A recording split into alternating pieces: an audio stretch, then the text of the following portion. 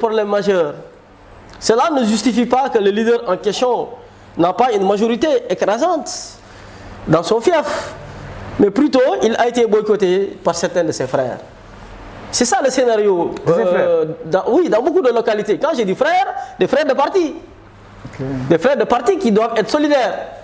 Quand quelqu'un est porté candidat, mais si ses frères de parti jouent un double rôle, ça pose problème. Donc cette guerre au sein de votre coalition n'est pas, justement cette chose nouveau et que ça a toujours existé au sein de votre coalition. Non, ça va de pair avec la politique. Hein. Vous savez, les guerres de positionnement. Exemple, Pastef, on n'entend pas. Pastef est encore un parti jeune. Pastef n'est pas encore au pouvoir. Être parti de l'opposition et être parti au pouvoir, c'est diamétralement opposé. Okay. Ouais, c'est pas les mêmes approches. Le pouvoir et l'opposition, ça fait deux.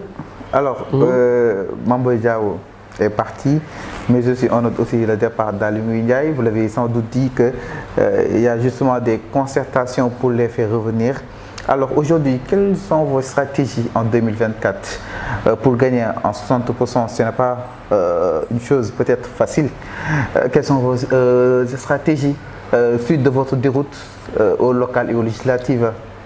Oui, je pense que la stratégie est d'aller à la rencontre des populations, de mettre en exergue le bilan largement positif de son Excellence, le président Macky Sall.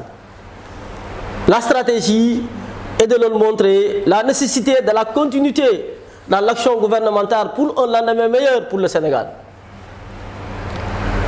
La stratégie de leur montrer que jusqu'à l'horizon 2035, la mouvance présidentielle, le Benno Bokk Yakaar, compte être au service des populations pour régler les besoins socio-économiques. Je suis sûr et certain que les populations seront sensibles à de tels discours, seront sensibles à de telles visions et vont porter le choix sur la mouvance présidentielle pour la préservation du pouvoir. Alors, en tant que coordinateur de la Convergence républicaine de Sédhiou, comment est-ce que vous avez reçu cette décision du président Macky Sall à l'instant même? Est-ce que vous avez toujours soutenu cette candidature de Amadou Ba? Oui, nous l'avons accepté sans condition, parce qu'au préalable déjà, nous avions donné carte blanche à son Excellence Macky Sall de faire le choix. Dès l'instant que le choix a été fait, nous n'avons fait que soutenir, n'est-ce pas, le choix. Et mieux encore, le choix a été un bon choix. Le choix a été un bon choix. Oui, le choix a été vraiment pertinent. Mais vu l'âge, l'âge de qui? Est âgé d'une centaine d'années. Non, Amadou Ba, oui, une soixantaine d'années, c'est pas trop âgé. Soixantaine, c'est pas trop âgé par rapport à la gestion des affaires. Je pense que c'est plutôt la maturité qu'il faut mettre en avant. C'est plutôt l'expérience et l'expertise qu'il faut mettre en avant par rapport à Amadou Ba. Mais pas l'âge, quoi. Alors, aujourd'hui, vous pensez réellement qu'Amadou Ba a cette expérience et cette expertise, justement. Alors, vous êtes toujours à Sédhiou. Aujourd'hui, Mame Boye Diao, son base est là-bas, entre autres. Mais aussi, on note aussi cette candidature d'Abdoulaye Daouda Diallo. Alors, au niveau de Sédhiou, aussi, il y a le président Ousmane Sonko, qui est le maire de Ziguinchor exactement. Aujourd'hui, est-ce que réellement vous avez cette confiance à conquérir cette région?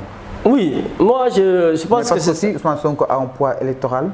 Non, je l'ai dit tout à l'heure, voilà, dans mes interventions, qu'il est bien possible que la mouvance présidentielle se positionne comme étant la première force politique dans la région naturelle de la Casamance, particulièrement dans la région de Sédhiou, si véritablement nous avons les moyens de nos ambitions.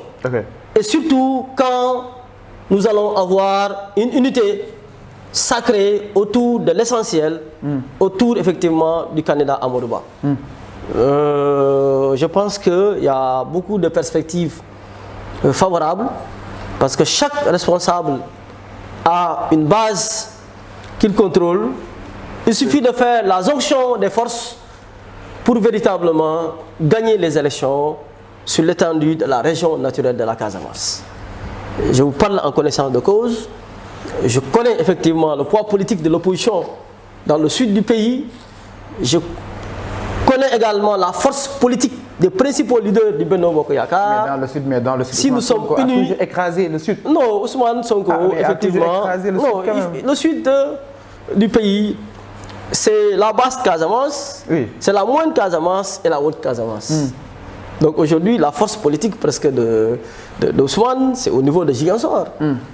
Voilà, et même au niveau de Ziguinchor, je pense qu'il est possible toujours de renverser la tendance. Nous avons des frères comme Doudouka, des frères comme Benoît Sambou et d'autres frères qui sont en train de travailler effectivement pour conquérir l'électorat de Ziguinchor.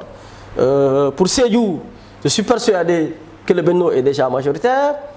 Pour Kolda, effectivement, avec l'avènement de Mamboy Diao comme étant candidat également, la bataille va être farouche.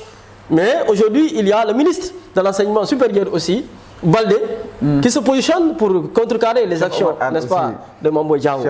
Ce qui veut dire que le jeu est en train de s'équilibrer et que normalement, le Benno doit pouvoir gagner la Casamance naturelle. Alors, toujours, parlons justement de Casamance. À Kédougou, on a noté des affrontements entre la population et les forces de l'ordre où on a enregistré 3 morts à Kédougou exactement. Alors aujourd'hui, la région la plus riche, la région qui a de l'or, la région qui a justement pas mal de ressources naturelles, aujourd'hui est devenue la région la plus pauvre exactement. Comment peut-on expliquer cette situation? Oui, je crois que le gouvernement de son Excellence, le président Macky Sall, est en train de fournir beaucoup d'efforts pour relever le niveau de développement des régions périphériques comme Kédougou, à travers la construction de beaucoup d'infrastructures. C'est vrai que ce sont des régions qui regorgent de beaucoup de potentialités et que corrélativement aussi, le niveau de vie des populations doit être élevé. Je crois qu'effectivement, des dispositions seront prises pour équilibrer un peu le jeu et contenir un peu la frustration des populations pour un lendemain meilleur. La confrontation entre population et force de l'ordre est parfois regrettable, mais je pense que les acteurs vont revenir à de meilleurs sentiments. Mais quand même, il est temps qu'on ait des commissions d'enquête allant dans ce sens, parce qu'aussi, sur les événements de mars, vous l'avez vu, on a enregistré plus de d'une quarantaine de morts entre mars et 2023 exactement. Donc aujourd'hui, est-ce que la priorité ne devrait pas être peut-être destituée sur les conditions et puis sur les circonstances de leur mort? Oui, je crois que les enquêtes judiciaires se poursuivent. C'est vrai que le temps de la justice n'est pas le temps des populations. Mais quand il s'agit de, voilà. mais quand il s'agit de vous, hein? Oui, parfaitement. Ce temps semble être là, hein? Mais quand il s'agit de l'opposition. Oui, c'est vrai que le temps de la justice n'est pas le temps des populations. Les procédures d'enquête souvent sont déclenchées. Okay. Les responsabilités sont situées. Espérons. Et voilà, la suite sera donnée. Voilà, maintenant ça peut paraître lent, effectivement, mais il est évident que la justice va toujours continuer à faire son travail. Alors, c'est important, nous y sommes par rapport à l'ouverture des classes, mais la tension politique reste le même exactement. Est-ce qu'aussi cette ouverture, il y a des risques allant dans ce sens aujourd'hui, cette année scolaire 2023-2024, là où on parle de l'élection présidentielle de 2024, est-ce que pensez-vous qu'il y a des risques en tant qu'un acteur éducatif? Non, je ne pense pas que le système éducatif soit affecté par l'engouement politique.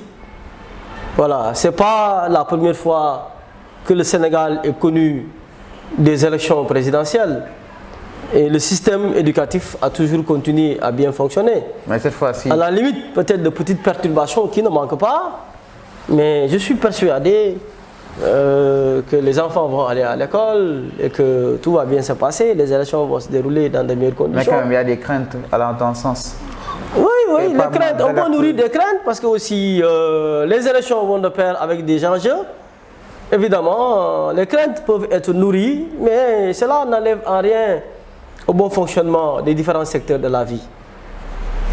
Donc vous pensez réellement que notre tension politique ne va pas impacter justement sur le plan éducatif? Non, pas tellement. Peut-être quelques perturbations, mais je pense que le système va continuer à fonctionner et que l'année académique sera bien validée.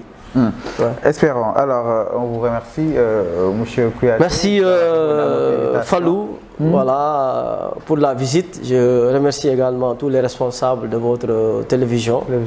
Je serai à votre disposition pour d'autres rencontres. Merci beaucoup. Merci. Mention spéciale à M. le caméraman, mais également à Madame la caméra-woman, qui aussi voilà, a fait sa partition.